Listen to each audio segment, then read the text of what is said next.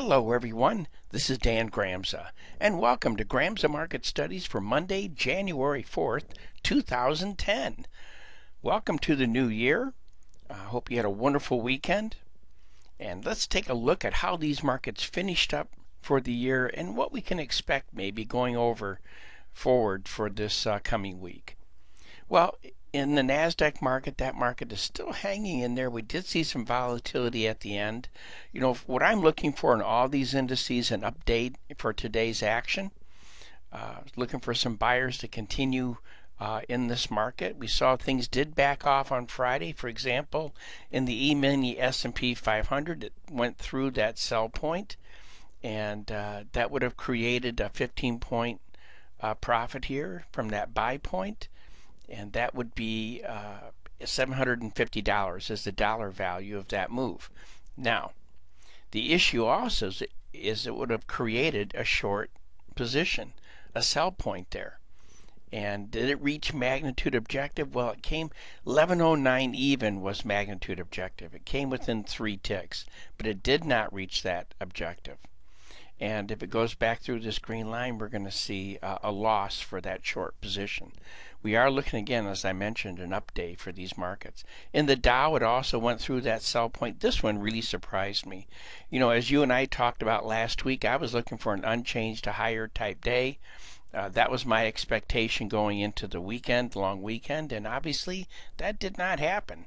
As it got back through to that sell point, just a few ticks below it, again, it would have created a short position, and that position would have failed. And in this market, that would be $250. But the profit in terms of this green line to that red line, that was $100. Would have been the profit that would have been taken out of that trade. The short position that would have been generated failed. Now, in the mid caps, this market also traded through that sell point.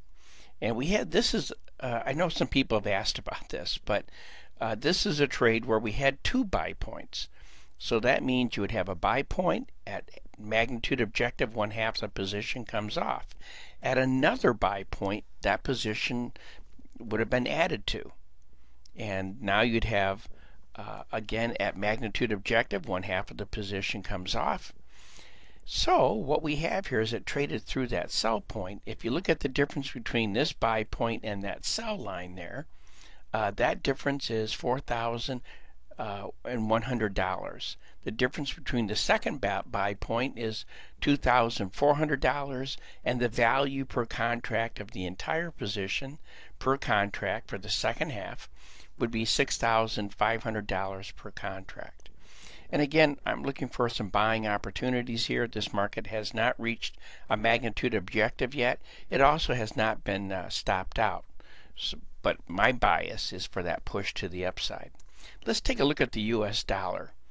The euro, first we're looking for more of the same, I think, in these currencies.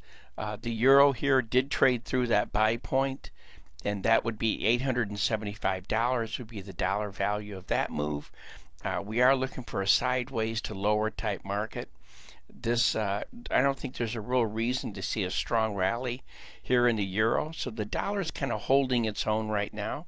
Same thing here in the Swissy. We bend to both sides in that market. It has reached magnitude objective to the upside, and this would be a break-even point, which it just traded through. Japanese yen. Again, I think that short position should still be maintained there. That would be the concept anyways. Australian dollar, getting a little soft at these higher prices, and would not be surprised to see some sellers coming into that market. In other words, the dollar would get strong against that currency as well as the British pound.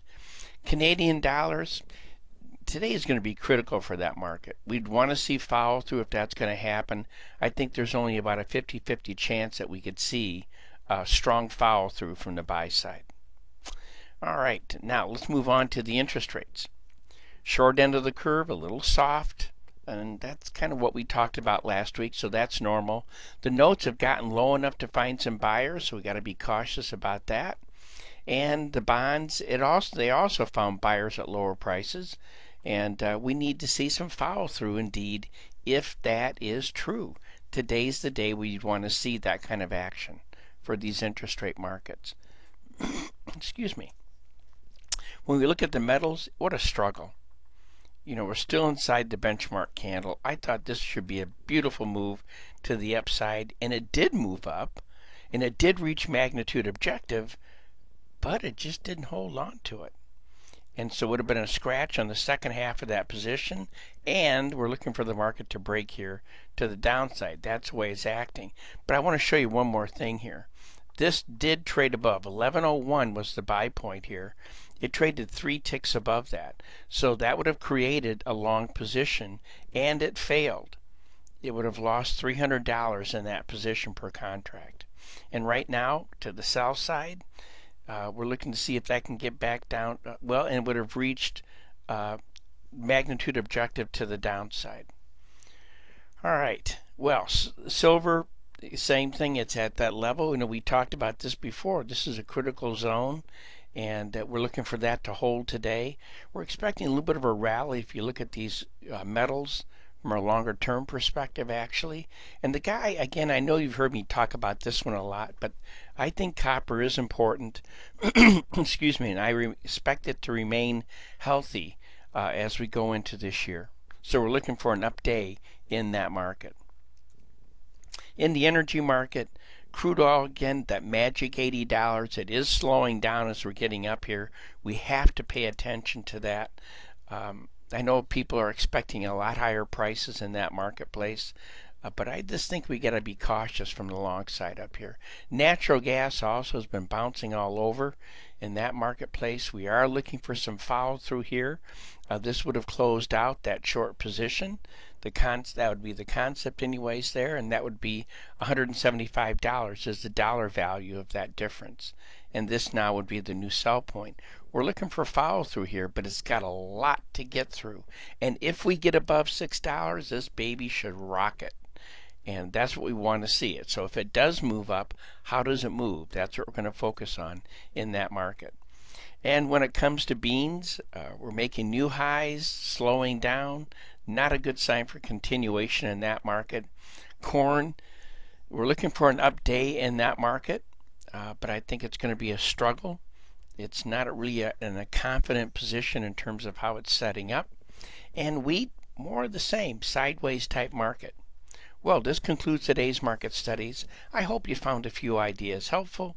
Looking forward to being with you again tomorrow. And in the meantime, take care.